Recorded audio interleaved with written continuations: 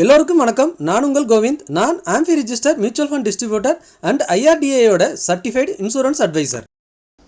இன்று பங்குச்சந்தையில் முக்கியமான 2 நியூஸ்னு பார்த்தீங்கன்னா இன்ஃபோசிஸ் அண்ட் டிசிஎஸ்.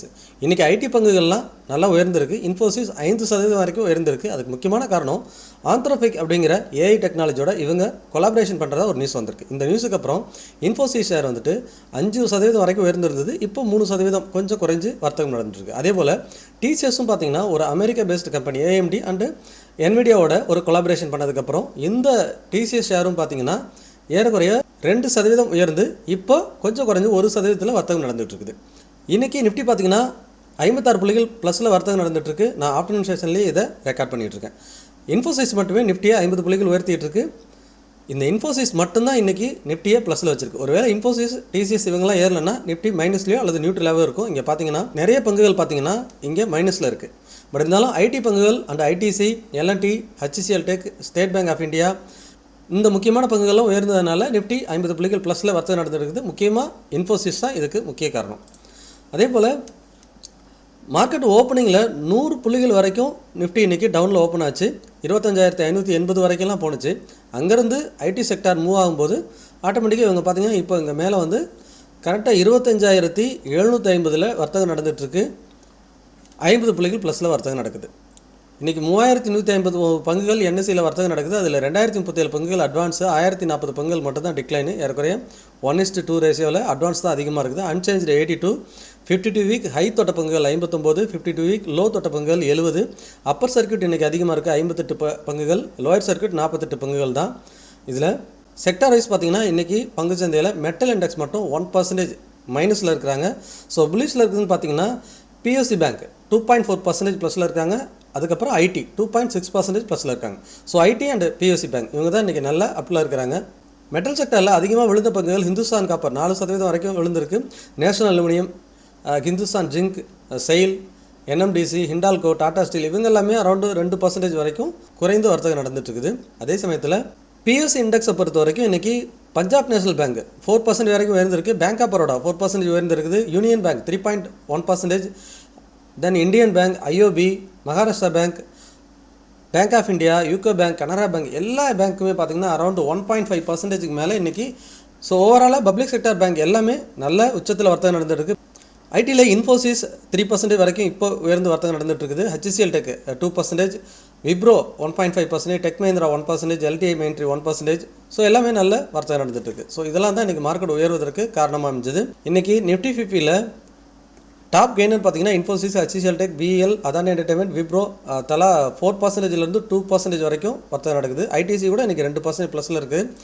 டாப் லூசர்ஸில் பார்த்தீங்கன்னா Eternal, Trent, Hindalco, Shriram Finance, Tata Steel, Reliance, எம்என்டம். ஸோ இதெல்லாம் இன்றைக்கி மைனஸில் வர்த்தகம் நடந்துகிட்ருக்குது. ஸோ ஃபைனலாக இப்போது நிஃப்டியோட சப்போர்ட் அண்ட் ரெசிஸ்டன்ஸ் பார்த்துடலாம். அதுக்கு முன்னாடி பிஎஸ்சி பேங்க் இண்டெக்ஸோட சார்ட் காட்டுறேன் பாருங்கள். நேற்று பேசியிருந்தோம் கூடிய சீக்கிரம் 10,000 புள்ளிகள் இது தொடர்றதுக்கு வாய்ப்பு இருக்குன்னு. ஆனால் இன்றைக்கி 9,500 புள்ளிகள் வரைக்கும் போயிடுச்சு. ஸோ ஆல் டைம் பிரேக் பண்ணதுலேருந்து இது சின்னதாக கன்சல்டேஷன் கொடுத்து மேலே போகுது. எனக்கு தெரிஞ்சு 10,000 கூடிய சீக்கிரம் ரீச் ஆகிறதுக்கு அதிகமான பாசிபிலிட்டி இருக்குது. அதுக்கப்புறம் இன்றைக்கி உயர்ந்த வர்த்தகம் நடக்கிறது பார்த்திங்கன்னா ஐடி இண்டெக்ஸ். ஐடி இண்டெக்ஸும் பார்த்திங்கன்னா ஒரு சின்ன நல்ல புல்லிஷில் இருந்துட்டு இப்போது ஆஃப்டர்நூன் செஷனில் கொஞ்சம் செல்லிங் வந்துட்டுருக்கு.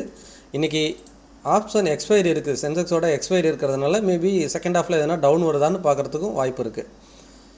தென் நிஃப்டிக்கு வந்துடலாம்.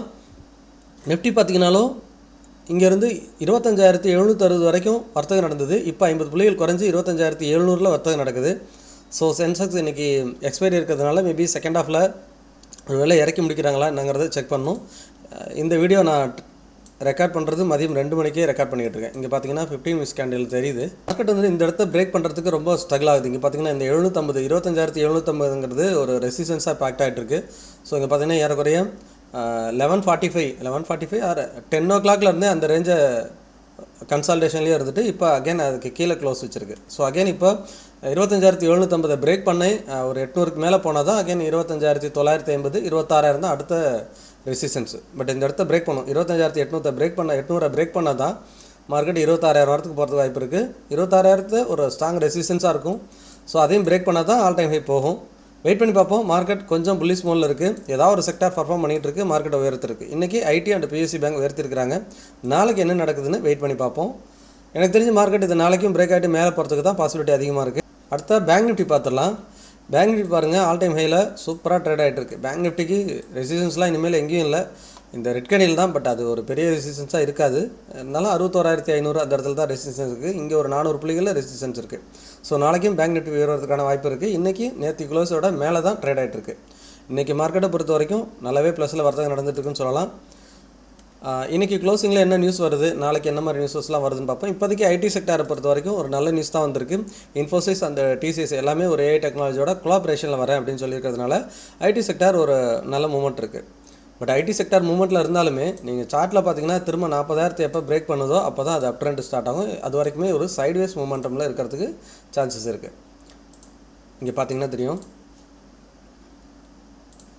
எஸ் இந்த ஹையை இதுக்கப்புறம் பிரேக் பண்ணால் தான் உங்களுக்கு புது உச்சத்துக்கு போகும். ஸோ அது வரைக்கும் பார்த்தீங்கன்னா ஐடி செக்டார் இந்த ஜோனுக்குள்ளே தான் இருக்கும். கீழே 30,900, 31,000 மேலே 40,000.